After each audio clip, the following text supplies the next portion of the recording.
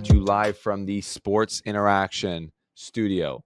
We have a great show for you today. Unfortunately, without JP Hovey, but in his place is this sweater I'm wearing. You're looking fresh?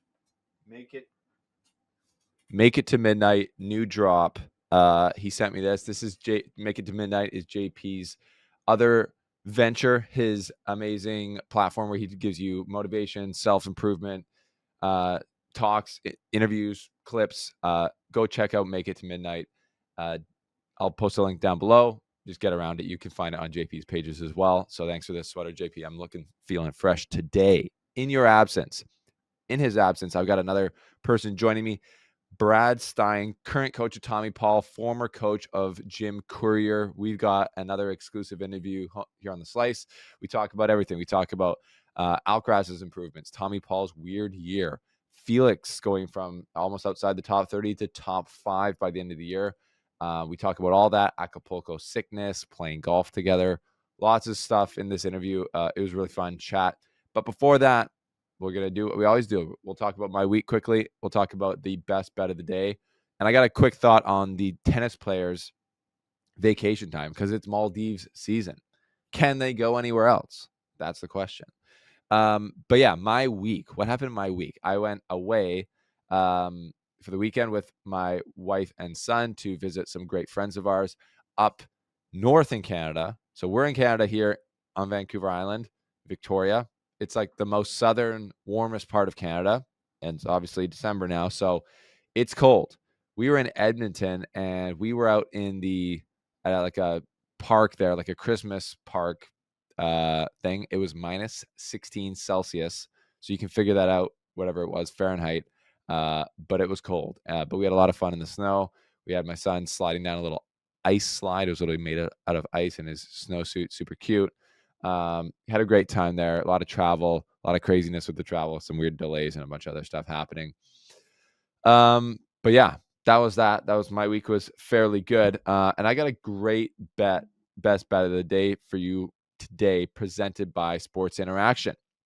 Sportsbook and casino. Every game is your game when you bet with Sports Interaction, Canada's homegrown sportsbook. So the question in this best bet of the day is, which player will be world number 1 at the end of the 2026 season?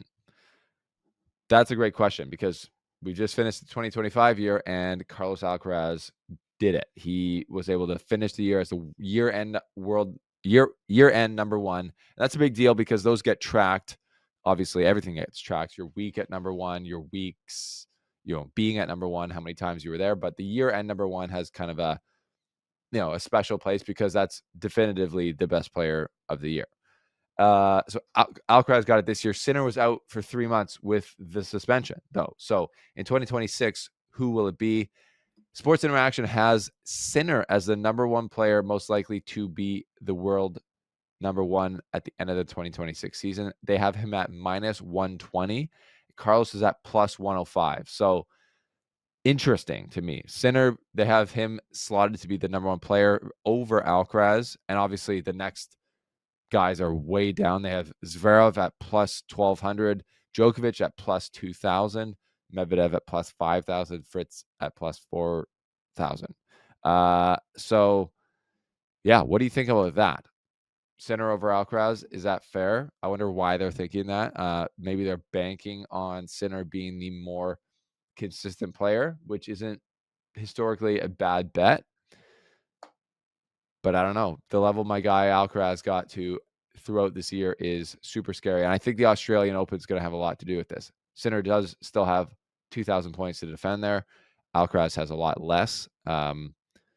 So, yeah, he has room to increase his lead there, as well as in Indian Wells, Miami. He didn't get the most amount of points, so he can increase his lead there as well. But then he'll have a ton of points to defend during the clay swing at the U.S. Open, which he won. So, yeah, it'll be interesting. But Sinner being the pick to be the year-end number 1 might make sense. But, it's obviously between those two guys. So who else can challenge them? That's the real question, I think. But that's an interesting thought experiment there for the best bet of the day. Every game is your game when you bet with Sports Interaction, serving more ways to bet with real-time odds on every point, set, and match. Go to sportsinteraction.com/theslice to open an account. Ontario only, 19 plus. Please play responsibly. It's the only type of betting we want is responsible. Only bet what you can afford to lose. Yeah. All right. It's vacation time in tennis, the tennis season. We're going to be talking about the off season with Brad here upcoming. It seems like, we've already had a few weeks off and now December's just started. So we've got essentially a month here of off. Of off time. To me, the off season doesn't seem brutally small. But it seems like every single tennis player has been to the Maldives already this off season. And my main question is, can they go anywhere else? Is there some type of thing written into the contract for ATP and WTA players where they have to go to the Maldives? To me, it's just hilarious at this point. You think players could sprinkle it up, like let's go to Mallorca to a crazy thing there, or let's go to Greece or something amazing there.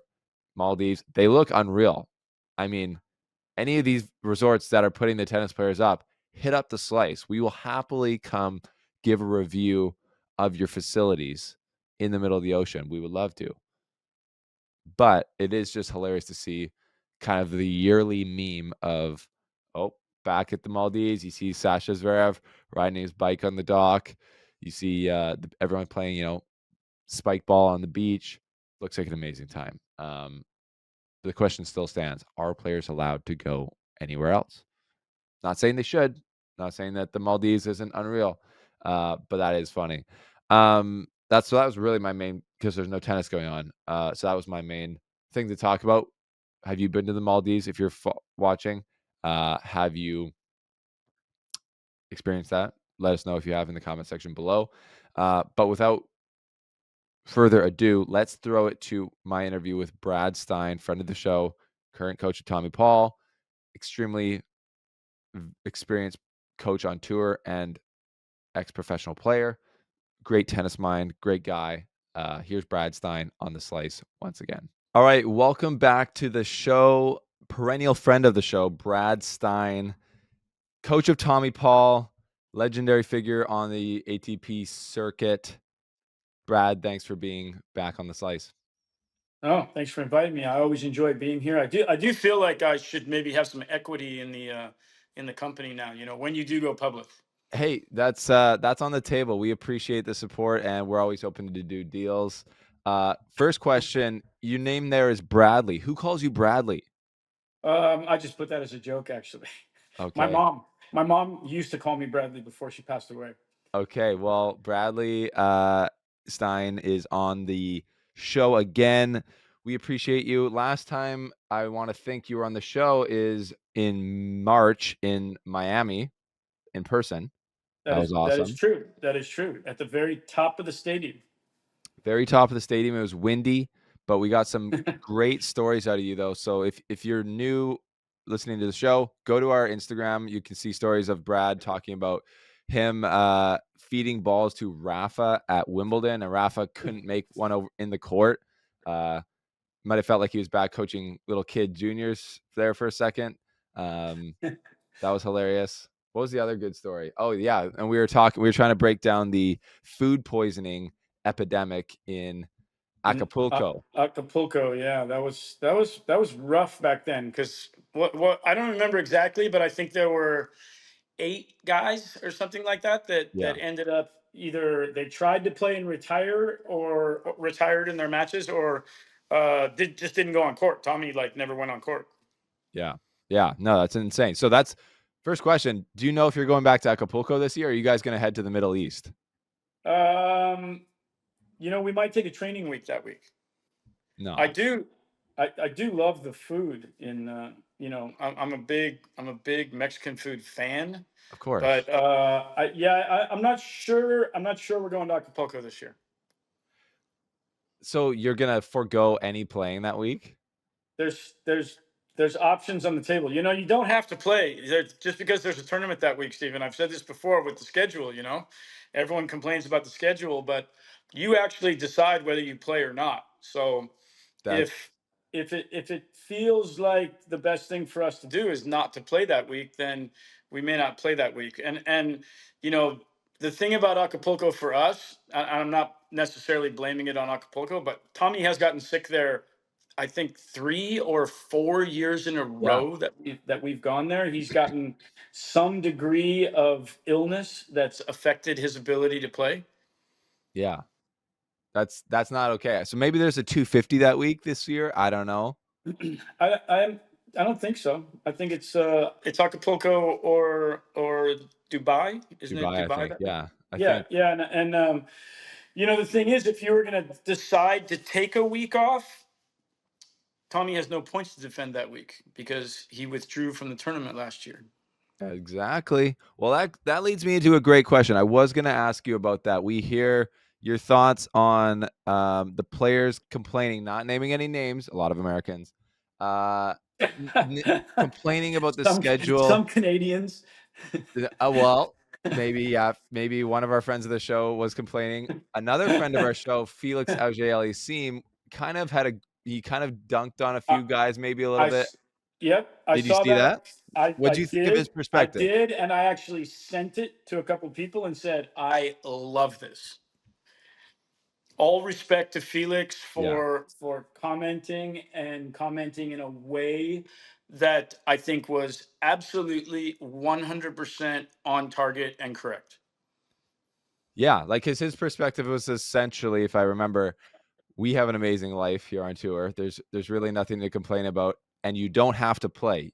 Like you just Yep. said, you can set your own Yep. schedule, and, you know, I think people on the ATP Tour players forget that this is not a team sport. We're not in a league like the NBA, and, you are independent contractors, and it's a free market in a lot of ways. You if you wanna play, you can play. Other players wanna play.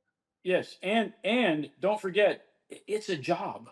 This is your job, and there's just like any job, you always have choices. You want to quit your job? You can quit your job. You want to take a week off from your job? You can take a week off. You may get fired, but you can take a week off. We have the luxury within what the players do of having the ability to take a week off, take 2 weeks off. Are there ramifications to that? Yes, it's a job. Of course, there are ramifications to that. If you don't show up to your job today, there's going to be some ramifications from that, right? You're probably going to have some loss of income and other stuff. And so that's the situation that the players are really in. That no one's holding a gun to their head and saying they absolutely have to play. You can take any week off that you want to take off. Are there ramifications? Of course. And there should be. Yeah. That's a great way to put it, and I do feel like the ATP's done, and the world of tennis has done a good enough job now where the prize money's increased, where you can take a good chunk of the year off if you want and still make a great living if you're a good player. Like, we hear mostly the top players complaining about the schedule because, they feel I think, if I'm summarizing it appropriately, they feel like that it is an extremely long year, but at the end of the day, like they're making enough money that if they're skipping one Masters 1000 or two, yeah, they might lose some of that percentage of the year end prize money, or they're going to miss that tournament's prize money, but it's okay. Like you say, it's a job. The guys who are on the Challenger Tour or at the bottom of the ATP, they're working every week, and because they have to. So it's an interesting topic of conversation, and I think that maybe leads me into my um, next question of the one of the valid points I think is I didn't hear any of the players I talked to, which is many, inside source here, tennis insider, but I have not heard a single positive thing about the extended format of the Masters from the players and coaches side. I've heard positive things from the tournament director side or the owners of the tournament or the ATP because it's more money. But from the player side, I haven't heard anything good. What's your perspective on the extended formats of the Masters and how does that kind of affect players? Yeah, it's I'm not a fan. I'm not a fan. when it first happened, first came about, I defended it to some degree to Mm, some of the guys, Tommy and some of the other guys that were, had some complaints about it. Um, but as we've done it now for a couple of years, few years, I'm not a fan. I actually think that it disjoints everything. The tournaments are too long, in my opinion, now with too many days off, mhm. and I think that it creates. It goes on for such a period of time now that you almost lose interest at least through the middle section of it, just like, okay, let's just get to the end so I can see who's playing in the quarter semis finals, because I don't even know who's playing half the time on this day or that day. It got even more disjointed this year. I literally sent a text message to one of the VPs for the ATP. I'm sitting right here at this spot because I'm home watching a match on a Sunday that's a quarterfinal match, Yeah, and I was like, "What are we doing? Like yeah. literally, what are we doing?" I just don't get that. That I'm a big believer in the fact that our sport has been built around tradition. Mhm, And the most successful tournaments that we have in our sport are the ones with the greatest tradition, the greatest history. mhm. Whether it's a Monte Carlo or Rome or the Grand Slams, they're the ones that have the greatest tradition. And you build tradition by maintaining things, not by changing everything. And this elongated format, and now I'm obviously talking about a quarterfinal on Sunday was between the Canadian Open and Cincinnati, and what's going on with Yes. those and how they're swapping. And now all of a sudden we have, right in the middle of the summer, we have a different schedule with those tournaments, and it's going to flip flop and be different. And I just think that makes no sense for coaches, players, spectators, TV, anything in relationship to our sport. I just don't think it's very good. The lengthened periods for the Masters 1000s in general, I think at the earliest they should start on Friday.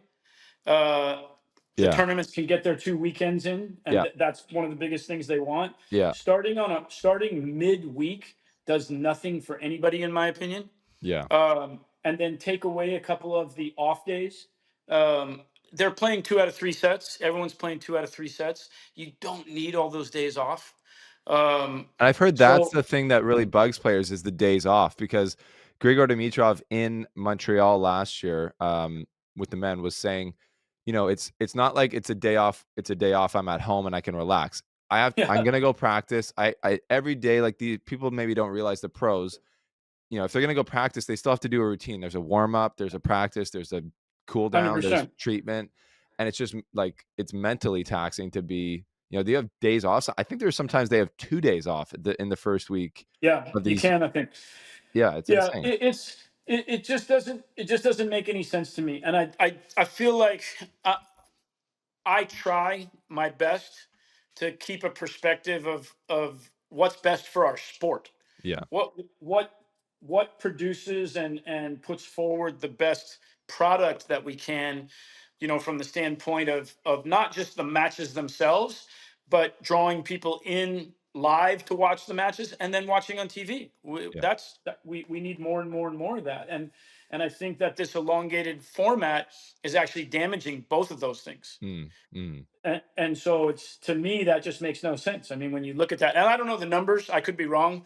Maybe someone's going to come on and say, well, if you look at the statistics, more people are coming through the gate, there's more TV. I doubt that, Yeah. but yeah, I I don't know. I don't know 100%. I'm just going off yeah, my own personal yeah, feeling, yeah, how it feels when you're at the tournaments.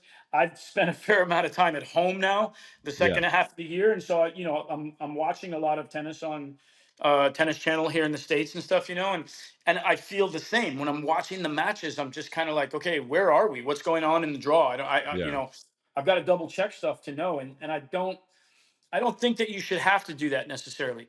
That you should have. I know what the format is for each week, yeah, and I know when the first rounds are played, second rounds are played, third rounds are played, everything in the tournament. As yeah, someone who's involved in the sport as much as I am or you yeah, are, we shouldn't be guessing what's going on any given day as to who's playing or what round we're in or anything like that. And I feel like the way the format is now lends itself to that a little bit, and that's for us who know the sport inside out. totally. You look at more casual spectators, that are kind of, maybe they're just coming into tennis, or Yeah. they're flipping the channel and all of a sudden they come to a tennis match and they're like, oh, I'm going to watch this for a minute. And then they're like, what's going on here? What is this? And Yeah. stuff. And you got to search to figure out what's happening in the draws. No, So totally. Like, anyway, yeah. not loving it for sure. And also, Yeah. I think the players are right in that, we go now, um, and look, the guys can say this and they're not wrong. The European guys that have been coming to Indian Wells and Miami forever, have been doing this for a long time. So we as Americans, Canadians, whatever, we didn't have to deal with this as much with like Madrid and Rome is now you you play two tournaments in a month Yeah. because of the way they're structured, Yeah. and so it's a lot. It creates, the argument to some degree was, well, you get to play a little bit stretched out with more rest periods, so it's better for your body, better for the athletes, all that kind of stuff. Yeah. But you're on the road way longer. Yeah. You're on, and that's not necessarily good for anybody or everybody. Not just, I think physically as well, Right. because it just gets drawn out and you get a little bit ugh.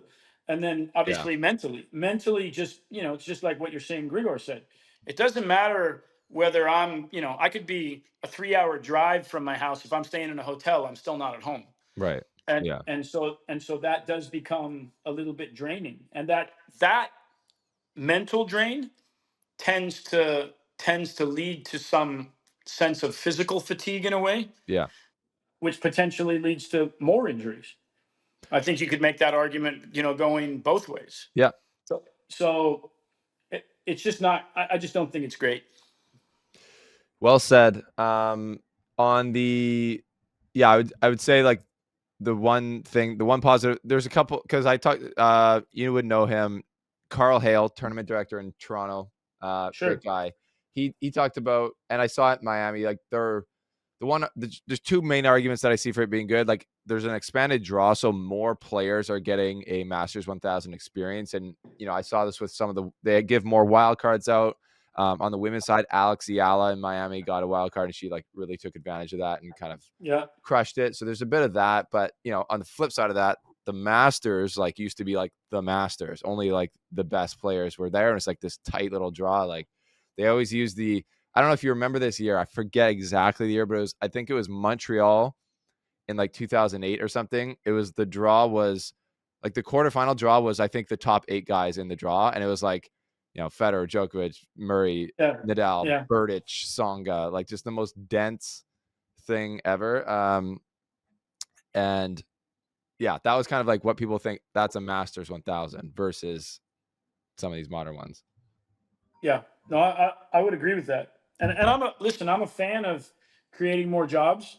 Yeah, Um, I'm not a fan. I'm not a fan, to be honest with you, of the buys in the Masters 1000s or in 250s. yeah, I I like. I think that we should fill the draws. Why don't we fill the draws? yeah, And I don't like the idea. I don't like the idea that any player, regardless of their status, has a slight advantage. I only have to win 4 matches instead of 5 matches, or whatever it may be in the Masters 1000s. yeah, Another one, but yeah, I have to win. I have to win a match less. I get to start later in the week. I get to arrive later in the week. Um, I personally don't like that. I yeah, think that the draws should be filled, and there shouldn't be buys in any draws yeah, during the year, throughout the year. yeah. No, I agree with that. Um, that's a good point. Let's talk about some players. Let's recap the year because we're in December. You've been on the sidelines for a while now, so maybe you Yeah. can recap Tommy's year, kind of put maybe a letter grade on it for how you guys kind of feel about how the year went. Maybe like a A plus, B plus, C plus type thing, and kind of recap what happened at the end of the year with injury wise with him. Yeah, I mean, listen, it's been a really really weird year for us. Really weird year. I think all the guys on our team feel the same way about that. Started out great. Tommy played extremely well in Australia. Played well against Sasha in the quarters there. Makes the quarters in Australian Open, and Yeah, and that was a really good start to the year. Felt he was playing really really good tennis. Felt that he had a very very good chance to win that match in the quarterfinals. Um, and then we went to Acapulco. It was like, and Tommy gets crazy sick, and he's literally throwing up over a balcony railing, and comes back home, and that lingered. That illness lingered. He didn't feel right for another like 2 weeks, Mm. and went to Indian Wells, played okay. I remember I drove to LA and picked him up in LA and drove to Indian Wells. And I remember driving down, and he texted and he said, "Today's the first day I feel pretty normal. I'd say I'm 98% or something like that." And I was like, "Wow, Yeah. okay." Because, we'd been chatting, and he was like, "Man, I still feel off. I still feel off. Don't feel well." Yeah. He had stomach issues that were like bugging him the whole time. We get to Indian Wells, and he played pretty well, and then he played an absolute aberration of a match against Daniel Medvedev. Weird, crazy match that Tommy, like one of the first times in quite a few years since almost the whole time that I've been with him, like he basically didn't show up for the match. Mentally, Right. emotionally, just wasn't there. Got beat really badly. Um, was very, like, actually I think embarrassed. He sent a text to all the team members apologizing, and basically saying that's not who we are, and that's not how I want to represent us, and all this stuff, which was very nice of him, but it was just a weird deal. Yeah.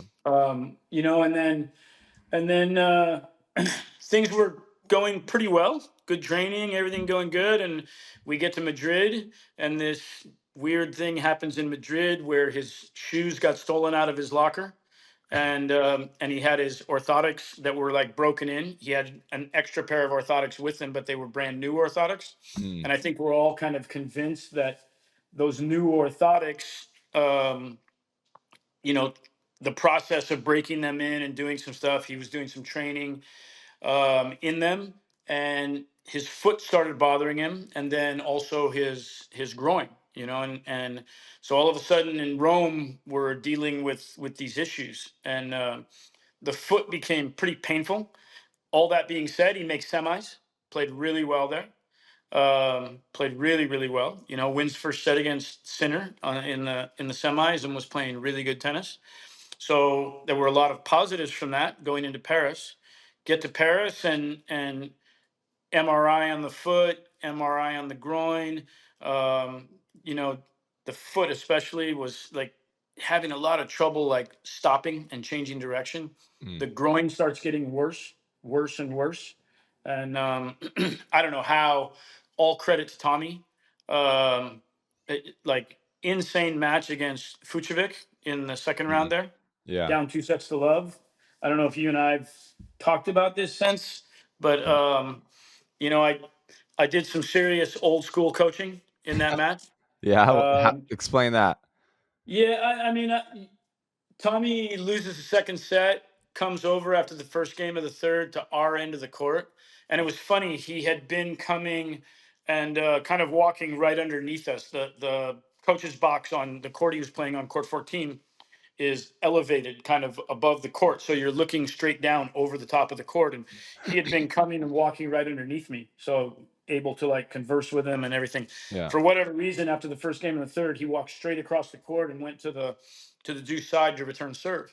And I had already planned in my head kind of what I was going to say to him when he came after losing the second set. And I went off, cupped my hands over my mouth like this, and Yeah. started yelling at him. Yeah. Uh, Used some very colorful language, All right. and kind of challenged him to find some character, some heart.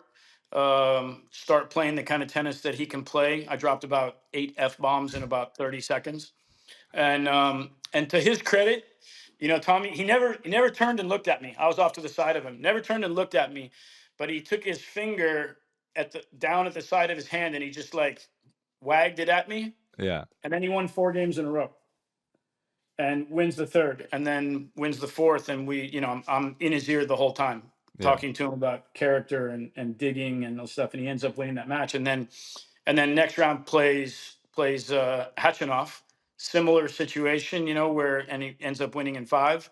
And the body, I mean, he's struggling. I mean, he's Yeah. struggling. And so very disappointingly, he then plays Carlos, center court at the French, Yeah. and he's just not there. He's not in not in a position to have a chance to win that match Yeah. physically. Yeah. We're trying to do everything we possibly can as physios, putting in as much time as you can possibly, put in to work on a body. And just super disappointing for him not to be able to be, healthy. I would say he was probably 70% max, maybe less than that. Yeah. And I mean, he just didn't have a chance. I mean, you don't have a chance against Carlos at that point. So then we come back, take a look at the body, find out a bunch of stuff, and I was really pushing him. So at this point, Stephen, we realized that at some point during the year now, he's a specialist for the foot. He's a specialist for his groin. He has a literally, not yet actually. It happened at Wimbledon. He tore the ligament in his foot. It's called the peroneus longus, um, Hmm. and it like literally ruptured. And Wow. then his groin, we looked at in between the French and Wimbledon, and he has a sports hernia. So, and in my opinion, kind of unfortunately, in a way, the doctor who's like supposed to be the best guy in the U.S. to with sports hernia, he's worked on so many athletes, it's ridiculous in every sport. Yeah. And he gave Tommy the option. He said, it's not the absolute worst I've ever seen, but at some point you're going to need surgery. And Mm. he said, but I think we can control it right now with some injections. Mm. Tommy really, really wanted to play Wimbledon, so opted for that, and and was feeling better. And in the end, it was funny. The groin had been what was really, really bad. The foot had been bothering him, and it was bad, but it wasn't Yeah. like horrendous. At Wimbledon, the foot is what like. I mean, he ruptured the foot against the Austrian guy. I'm blanking on his name right now. I got Um, it. Sebastian Offner. Offner, yeah, Yeah. who played really, really well, by the way. Played really Yeah. well in that match also. Yeah. That being said, Tommy was up a set. He had just broken back to get even in the second set, and Yeah. and then he ruptures the tendon. So then we came back. He was in a boot for 10 days or so with the foot, and then off the foot for another like week and a half, 2 weeks. Obviously pulled out of a couple tournaments. Looking at things with the sports hernia, again opted to kind of put a stopgap into that rather than dealing with it long term. Played the Open, and um, went 5 sets with Borges, and that really put a lot of strain on the groin, Yeah. the sports hernia. And then played Sasha Bublik, who again played really, really well. Yep. Wasn't just, Tommy would have been needed to have been really at his best, and he just got progressively worse in that match. And then finally, we all said, every single person on the team was like, look, you got to do the surgery. You have to. we Yeah. can't we can't keep dealing with all this stuff. So went and did the surgery. Luckily, doctor said, really glad that you came in when you did now, because the muscle, the adductor, was almost completely torn away from the pelvis. Jeepers. And if that had happened, it would have been surgical to reattach it, and he probably would have been out for 6 months, maybe more. Yeah, and you never So know how you never know how a player recovers from that long term. 100%. Everything we've heard, going away from even what he's had now, which was a relatively minor, simple. Doctor said, this is done a million of these. It's Yeah. usually a 6 to 8 week recovery period. Well, we were at 8 weeks, and Tommy was still having pain. So Yeah. that became another issue. He went and saw the doctor. He had developed a hematoma around some of the scar tissue from the surgery, Wow. so had to deal with that again a little bit. Yeah. Um, and at this point, Stephen, I think he's 100%. We're back Nice. to normal. I was in Florida a couple of weeks ago for 6 days. Training was great. Everything was really good, so very hopeful. Knock on wood Yeah. that we that we're gonna have a healthy Tommy Paul Yeah. for 2026, and and he dropped to 20, finished 2020 in the year. All that I've gone through now, all that is also balanced by the fact he also hit his career high during the year, which Right. was kind of crazy. Yeah, he That's got to right, go. yeah. That was in the He, beginning part of the year, right? Like, he was top it 8. was during clay court season. He got to eight. He got to eight in the world, Yeah, and then immediately dropped out of that because he wasn't able to play. yeah, Couldn't defend queens. Didn't like so and didn't play during the summer. And the summer months were, especially from last year with the yeah, Olympics, he didn't do great in the summer. So that was a point where we felt like, okay, you have a chance to make points up during the summer. yeah, yeah. Didn't get to play, and then didn't play anything post U.S. Open. Yeah, no, that's funny. I was looking at it. After that French Open tournament, which seemed like a war, he only played 4 tournaments and then called it a Yeah, year after the US, right? So, I yeah, mean, just to touch back on your earlier point, you told me stories about that before. I remember Cincinnati, I think, a couple of years ago when you had to maybe use colorful language, like you say, and he responded well to that. It seems like he responds well to that, but maybe not every player would. Do you think there has to be a level of trust and a level of friendship to be able to hear, hey, like, challenging this player and then being able to sure. be like not offended by it? Yeah, I think you have to know your player. I think you have to Yeah. know your player a little bit, and I know how Tommy is from that standpoint. I think that if the other guy that I'm involved with, Ethan Quinn, if I were to approach that the exact same way, he would probably roll up into a ball and not be able to play tennis. It's just how Ethan is in relationship to those kind of things. Doesn't I mean would that I I would couldn't. too.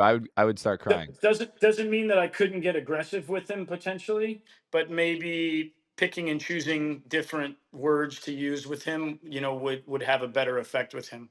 Fair enough. So I think that's definitely Tommy and I've been together for 6.5, going on 7 years now. So I have a pretty good idea of where Yeah. T is in relationship to all those kind of things. And with now, it's great to hear that he's 100% because I would assume that you would like him to have a pretty hardcore off season to. Is it right that if you're, recovering from injuries and you're not able to train full tilt, you're kind of losing some of that compound fitness that I've heard you talk about in the past? Yeah, I mean, I think, listen, fitness training in tennis in any at this level in any sport, it it takes you a decent period of time to, I think, achieve like your max fitness level, Yeah. where you feel like I'm really confident going into slams to play 3 out of 5 set matches and stuff Yeah. like that. It doesn't take you very long to lose it. Right.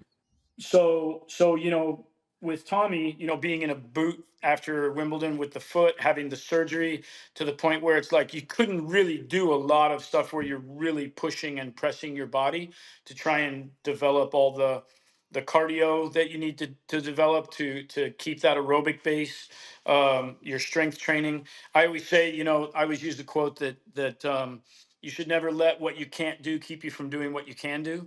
So when you're hurt and whatever it is you're dealing with, you can always work on other areas or find other ways that you can try and Yeah. maximize things as much as you can, but it's just not going to be the same. Right. So he's now actually just was messaging with Franco Herrero, our strength and conditioning coach, yesterday, and asking him where he felt Tommy was at right now, and he said he feels like he's really working hard now, being able to really push him, and that he's getting close and back to where he wants him to be. He's not quite there yet, but we still have time. We still have time in the off season. Yeah. Yeah. And it's funny if you think about it.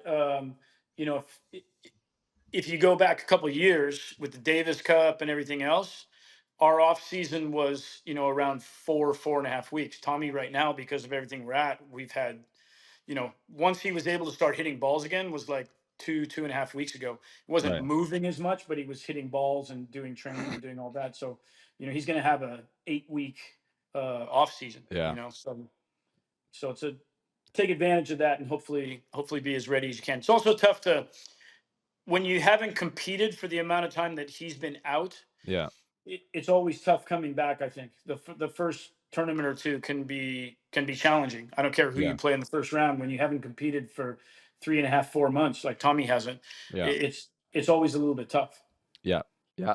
I've heard that from a lot of players. Famously, Novak Djokovic in like 2018 when he came back after his little surgery, he's like, I forgot how to play tennis. He's like, it feels like it was my first match ever on tour. Yeah, you remember he lost to Taro Daniel That's right. at Indian Wells. That's right. I Yeah. remember it fondly. Um, not fondly that he lost, but Fondly, I I was gonna say. weird wood. It's early. The Nole fam who think I hate him will be on me for that. But another player. So I would like your take on this because friend of the show and obviously Canadian Felix Auger-Aliassime had a great end to his year. Finished top 5, and we've talked about him over the years. I was on TSN at the end of at the U.S. Open 2023, telling our Canadian fans to relax. And I believed at that point he would get back to where he previously was, and now he finally has. It took longer than I think he wanted, and it took longer than maybe expected. But I guess from your perspective, how do you? I would love your thoughts on his game and stuff. But he went from a place where he couldn't close out matches in majors. He was losing to really he could lose to anyone. It felt like, um, and then he's finished the year beating top players, top 5, um, and really looking like a different player. Like, how does that happen? Yeah, I think there's a number of things there. I would say the first and foremost, not to take anything away from our coaching. Maybe coaching is easier because he's more mature. He's just in a different position. He's got greater perspective on things. Yeah. Um, I think that Felix's career trajectory has been very interesting from the standpoint that obviously when he first came out and for a number of years when he got into the top 10, he was kind of dubbed as this future superstar. I mean, Mhm. everybody thought he was going to win slams. Everybody thought he was going to be not necessarily dominating the game, but he was going to certainly be competing for the biggest titles in the world on a very consistent basis. And he Yeah. was a very consistent performer, which is why he stayed in the top 10 for I don't know 2.5, 3 years in a row or something, and then hit a point where it started struggling, and maybe that was a factor of the previous feeling this pressure to meet those expectations, his own expectations, everything else that's going on, and he definitely had a serious drop off. To see Felix out of the top 20 was kind of shocking. And Mhm. I don't know what his low point ranking was during that period, but it was someplace where we didn't expect to see him, that's for sure. And one of the things I give him credit for is through that period of time, he stuck with Frederick, and Mhm. I'm sure they weren't happy, and they're sitting down and trying to figure out, okay, what direction do we go, how do we get back to where we were, what do we need to do to play better tennis. He brought in some other people here and there, to bring in some information and maybe get some different perspectives, but he stuck it out with Frederick, and I have a lot of respect for that, obviously, as a coach, because our jobs are always a little bit tenuous. Yeah. um, I'm super happy to see him back and competing at the level that he is. Listen, even when he was playing, at the low point for him, Felix has always been and he will always be an extremely dangerous player. Mhm. He's just such an athlete. I mean, Yeah. his athletic capability is off the charts. We Yeah. talk about that with a lot of the guys, but he's just a specimen when you see the Yeah. guy. Yeah. And I Yeah. think on TV and when you watch him play, and even if you're someplace in the stands where you're a little further up or something, you don't get the perspective of Yeah. what a specimen he is.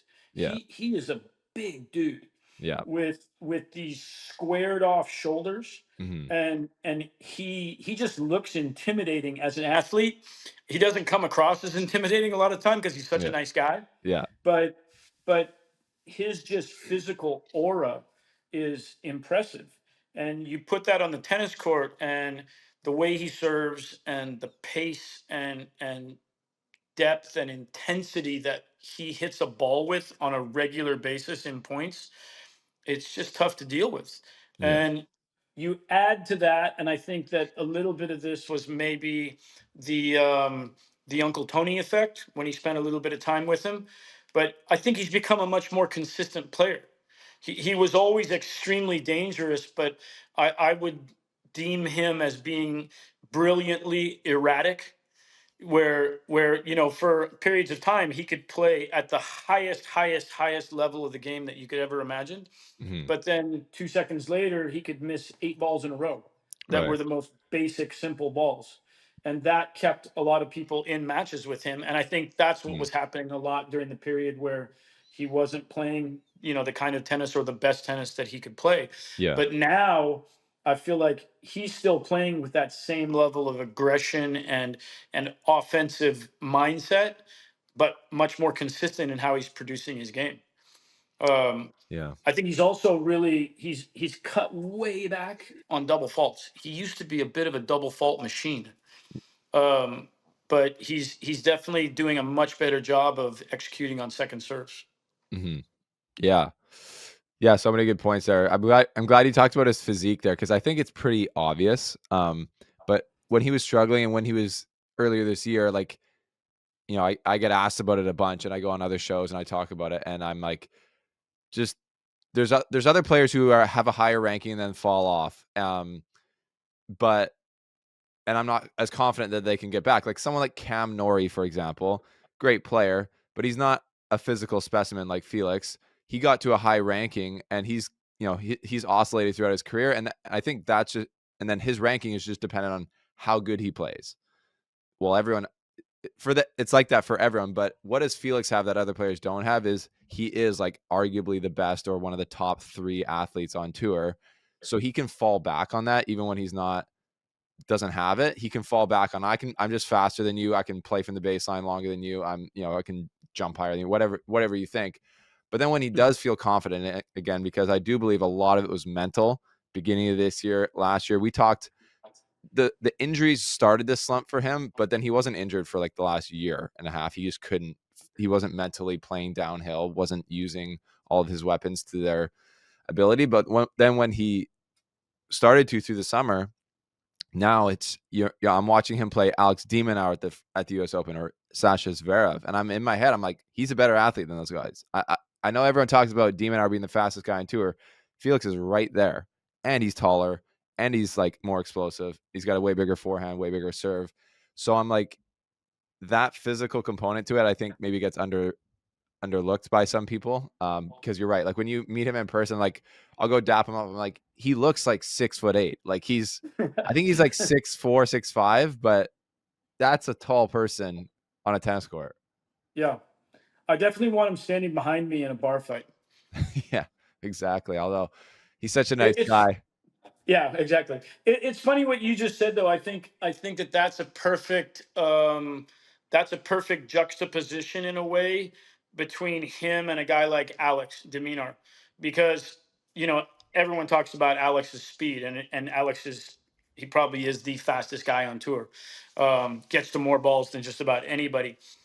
But when you stand next to Alex, he's not an imposing physical presence. Right. He's about my size, Right. and so it's like he's just kind of this normal guy. Felix feels like Superman when you stand next to him. Like you Yeah. literally think he's going to rip open his shirt and have an S on his chest because his Yeah. body was like that. And I think it's also a perfect example, Stephen, that you mentioned that because I think historically, and when he was not playing his best, maybe that a guy like Alex Deminaur is a guy that gives Felix the most kind of trouble Yeah. because Alex runs down every ball and negates Felix's power. And Felix didn't have the same kind of consistency that was required to beat a guy like Alex. And so in Yeah. the end, Alex's consistency and movement would win that match a lot of the time. Yeah. Where when Felix is playing his best and is his consistency level has increased combined with his physicality. Yeah. And when I say physicality, I mean the intensity at which he's striking the ball on a consistent basis Yeah. to generate the kind of power that he generates. He's winning that battle, way more often now because he's able to produce a much more consistent level of that aggression. Yeah. Yeah, and there's been a similar transformation, I would say, when you started working with Tommy. I remember you talking about bringing him from like an athletic all-court player who typically stays on the baseline to being like an aggressive all-court player who tries to come forward as much as possible. I've seen that, and I've heard from some members on his team that and you can see it. Like that's been when he wasn't feeling it, he can just stay back because he's so athletic. He can get to every ball. He can play from the baseline, but the more balls you hit in every rally throughout a match, the more chances you have to be inconsistent. I feel like now he's at a place where he's like, I'm going to hit the fewest amount of balls I need to finish this point. Not in like, a guy like Denis Shapovalov or Federer's default was like if they're playing too aggressive, they'll just spray and miss it, and they're cutting the shorts like the point's too short. But Yeah. you know, Felix now isn't wasting time. He's like, if I can come forward, I will, and I'm confident enough to hit that approach shot and then come in behind the volley.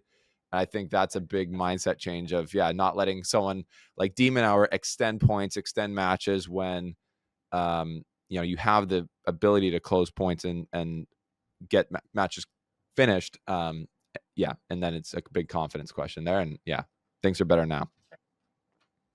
Anyways, Yeah. No, I agree. the so that's been cool to see. I was I was gonna ask you last player to talk about our number one player of the year end number one, Carlos Alcaraz. It's been, I mean, I would love your take on watching the French Open final between Sinner and Alcaraz. In your history of watching tennis, like where does that match rank for you? I mean, it's up there for sure. It's up there, and you know what? Um, the thing that sticks out in my mind about that match and about obviously those two guys right now being the most dominant guys in tennis and the tennis that they're producing is that I think the powers that be within tennis and maybe all of us as fans of the sport were worried to some degree about where we were going to go Yeah. post Rafa, post Roger. Novak still playing great tennis, had an unbelievable year. Not the year that he would have wanted, I don't think, but what the state of the game was going to be. And man, you look at that French Open final, and you're like, are there a lot of matches that you can name at any Grand Slam final that are any better than that? I mean, there's maybe a few, but there's not a lot. Yeah. The Maybe a few. the level was just off the charts. The drama was off the charts, and that's great. That's what we want in our sport. Um, so I have the utmost respect for those guys and what they're doing and how they're pushing each other. And just like we used to talk about with all the big three, the big four, um, they're making everybody else around them be better players as well. And Yeah. that's just good for our sport. That's great for our sport. Yeah, it is. And I found it fascinating this year. Alcaraz didn't start the year particularly well, didn't have a great Australian Open, and then once the clay season started, he dominated the clay swing, and really for the rest of the year, I felt like he was clearly the number one player on the tour. But when it comes to this matchup with Sinner, Sinner got him at Wimbledon, and then to me, the question going into the U.S. Open was, can Alcaraz match Sinner on a faster court? Like, can he match him on a hard court? Because that question was still there. And it seems like Alcaraz added a few, even when you're, I would say, I think the most talented guy in the tour, him and his coach, I don't know if you could see any of this, but it seemed like they had tweaked some things and they were working on evolving his game to get more confident on a hard court against Sinner, because he's confident. He's confident in general, but Sinner's also gotten to a level on the hard court where it's like disturbingly good. Sure. Sure. So you saw Alcaraz changing his backhand technique throughout the year, actually, and changing his serve technique earlier on in the year. You know, can you speak to that at all about some of the tweaking that these top guys are always doing to try to find another gear? Well, I think it's super interesting that both of those guys, in my opinion, I mean, I think one of the reasons that Yannick won at Wimbledon is because he's doing different things Hmm. to based on what he feels like he has to do to be able to compete with Carlos. Um, Yannick clearly coming forward more, attacking a little bit more than he was before. Like you said, Carlos making some tweaks in little technical things, and I think it's always interesting that when you see throughout the season guys at that level that are willing to make adjustments in their game, and they're doing it. They're doing it through the season. They're not waiting until the off season or other things like that. And they're not major changes, but they're little things that uh, coaches themselves are feeling like they need to be looking at and dealing with. I think that we all do that to some degree or another. Maybe it doesn't show as much because you're not highlighting it in a Grand Slam final. Right. Um, but it just goes to show you, that you're always striving to be better. Those guys are always striving to be better. I think the reason that Carlos and Yannick now are doing what the previous generation was doing and maintaining their stronghold at the top is because they're not satisfied. As good as they are, they're smart enough. One, they're not satisfied, and two, they're smart enough to know they can't be satisfied. They constantly have to be looking like, okay, what can I get better? And it's little tiny tweaks. It's not major aspects. We're Yeah. not going to see them, change their games enormously, but you see little tactical things, you see little technical things that they're making adjustments with that they're hoping. I'll give you the perfect example from my standpoint.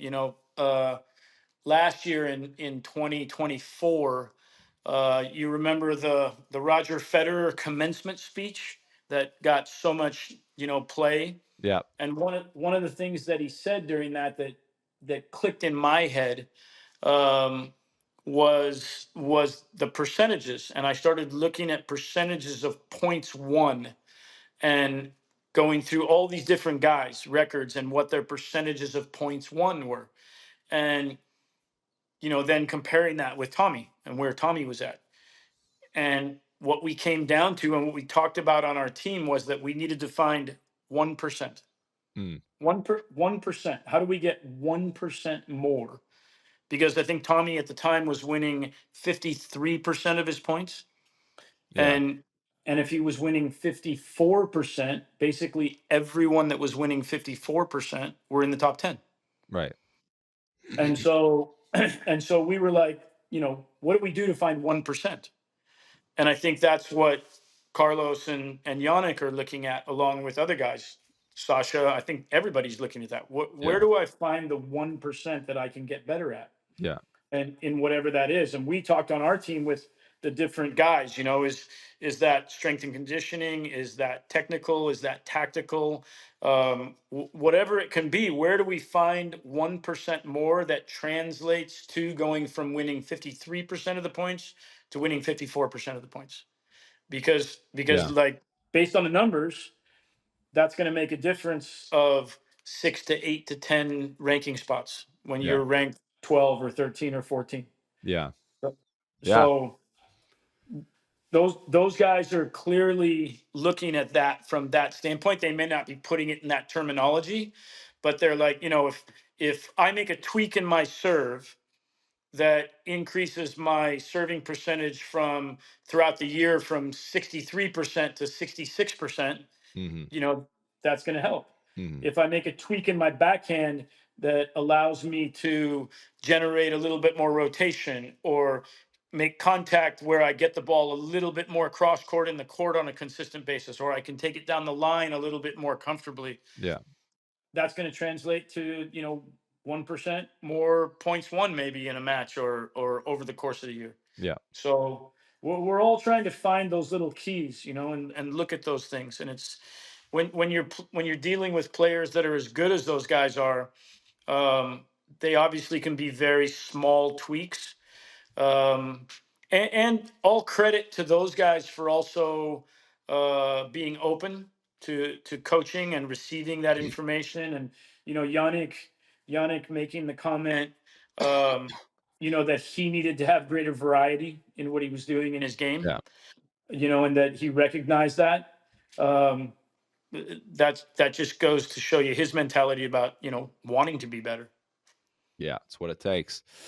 It's what it takes. So we're in the off season. You got a few more weeks of an off season here, Brad. What does that look like for you? What are you trying to do in the time off? Are you golfing? Can you golf in Fresno through the year like you can here on Vancouver Island? There on Vancouver Island, what are you talking about? What's your temperature outside right now? It's going to be Celsius. I'll So tell you what the temperature is. Your temperature says freezing ass cold. no. Well, yeah, it's 5 degrees Celsius right now, so it's technically not freezing.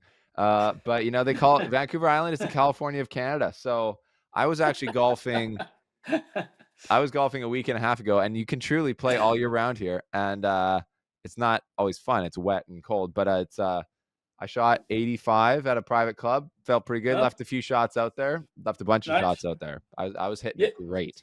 yeah. If you're really interested in this story, I used to play a fair amount of golf back in the last century. Yeah, When I was coaching Jim Courier and Marty Fish, obviously great golfer, and I was yeah, with Marty for a while. And so we used to play a fair amount of golf. And I was very lucky to get to play some really, really nice golf courses because of the connections with those guys. yeah. And then I got away from it and I didn't play. I probably played 2 or 3 rounds over the course of like maybe 18 or 20 years. Wow. And I literally started playing again last November. So I've been playing for about 1 year again now. And at the time, I got my youngest son into it at the same time. Just sent him a message and said, "Hey, I'm going to go to the driving range. You want to come hit some golf balls?" Yeah, He had never played golf on a full size golf course in his entire life. Played some right. on like some little par 3 courses when he was a kid and stuff like that. And I played with him the last 2 days. And the last 2 days in a row, he shot 76, 76 after playing 1 year of golf. That is Um, that makes me depressed for myself because 'cause I've never broken 80, but that's very impressive for your son. I shot 88 the last 2 days in a row. Um, Was that so good for you, or did that feel not yeah, good? I didn't. It's funny. 2 days ago, I felt like I was actually striking the ball pretty well, but I didn't score great. Yeah, Yesterday, I did not feel like I played particularly well at all, and shot 88. So I'm like you. I feel like the majority of my rounds are in the 80s. I have an occasional 90 something, yeah, not very often, and disappointed when I do. yeah. But I haven't broken 80. I think my best round to date is 82. Pretty good. Um, but my my son is actually blowing me away. It's so fun. That is truly crazy. Not many It's people do that. he's yesterday he shot 37, 39 on the Yeah. and the day before he went 40, 36. So how does he do that? Is that, like, just super consistent ball striking? Or You know what's amazing, and this is the thing we could talk about golf too also, yeah, but he doesn't hit the ball particularly long, yeah, that's but fine. he is ridiculously consistent and accurate with his fairway woods. Huh. So he has a 3 wood. He has a hybrid in there someplace. He has a 7 wood. He knows his distances with those clubs, and I mean from 190, to 175. It's amazing how often he's actually hitting greens. That is a far way to hit the green from, like, yeah, Yeah, no, it's unbelievable how straight and accurate he is with those clubs. He's right. compensating. He's a small guy. I have 2 boys, and both my boys are about 5'6", 5'6.5". It's kind of Yeah. funny because my daughter's almost 5'9". And yeah, have always been very good athletes, very Yeah. good eye hand coordination, and he just picked the game up, and he also has gone absolutely nuts with the game. He has a little bit of more of an entrepreneurial type of job, so he has a lot of free time. So Yeah. he's been playing 3 to 5 times a week for the entire year since he started Legend. playing. Legend. Yeah. And man, I told him, I said, at the rate that he's improving, if he continues to, play as much as he's playing, I think by next year he could easily be a scratch golfer or even playing at a plus. That's the goal, man. We all just wanna be scratched. Like, wouldn't it be fun to play golf the way it was meant to be played? Like, every hole challenging par, like, or, maybe getting lucky, getting a birdie, like, it's just so I don't know, but do you get frustrated on the court? Like, when you're or on the 100%. like, I've do you actually gotten better. I started out when I started playing again. I started out just being super chill and relaxed, and just having fun. Couldn't Yeah. care less, whatever. Yeah. And then, of course, you start to get some expectations because you play a couple good rounds, and then Yeah. you just getting pissed off. And Yeah. I can get really angry on the golf course. I've gotten way better again. Yeah. I'm being better about not getting angry, but Yeah. it's the most frustrating game in the world. It's the It's most true. frustrating game in the world, without a doubt. And I think there's There's a lot of good similarities and crossover between tennis and golf because they're both so technically oriented. Yeah. Grips become Yeah. very important. The club head speed and the racket head speed and contact point and all that. Yeah. It's a lot of it's very similar. Yeah. And so I think as tennis players, our tendency is to feel like, well, we play a sport where you have to run Yeah. and move and the ball is moving and it's changing directions, and that's super hard. So the ball just sitting right there and not moving, Yeah. it should be relatively Yeah. easy, right? Yeah. And then you go and try and play and it's like it doesn't work that way. Yeah. It no, it's tough. I talked to Carl or Casper Ruud on the show about golf. We were talking tennis and he was like blah, blah, blah, blah, blah. And I started asking him about his handicap and then he opens up and he didn't want to stop talking. So it's a lot of these Yeah, I think players secretly love golf more than tennis. we're all like that. I feel like I think Casper. I could be wrong. Somebody else can let me know, but I think Casper is the best golfer on the tour now of Yeah, of I tennis think so. players. Yeah. I do feel like, and again, maybe I'm wrong about this. There's not as many guys that play golf now as there Mm, were in the 90s and the 2000s. I mm, feel like there were a lot of guys that played golf back in that time frame, and that took time to go on their days off or set practice in the morning so that they could play golf in the afternoon or whatever. And yeah. that was more common, it felt like to me. I know Carlos is playing a lot now Yeah. and really enjoying it, and I heard him speaking about how he feels like it's really good for him mentally to kind of get his mind off of tennis and away from it, and he's he's structuring things to make sure that he has time to go play golf now, My man. on days and stuff. So Married to the uh game. I like that, man. I like Married to the game. I got to get down to Fresno to play with you and your son. I could learn some things from him. that. I can hit it far, but that's not like really a benefit like in general because I'm like, oh, I could hit it 300 if I really swing at this, and it's like, well, what's the point? Like if it goes 300 the wrong way, not good. Yeah, no, But exactly. anyways, Exactly. I got to run. You got things to do, taking care of your beautiful house, hanging out off. Maybe you'll go golf today, but I appreciate your time, Brad. I'm looking forward to the next season already after taking a few weeks off. And yeah, looking forward to seeing you on tour. I'll be in Indian Wells, hopefully. So see you there.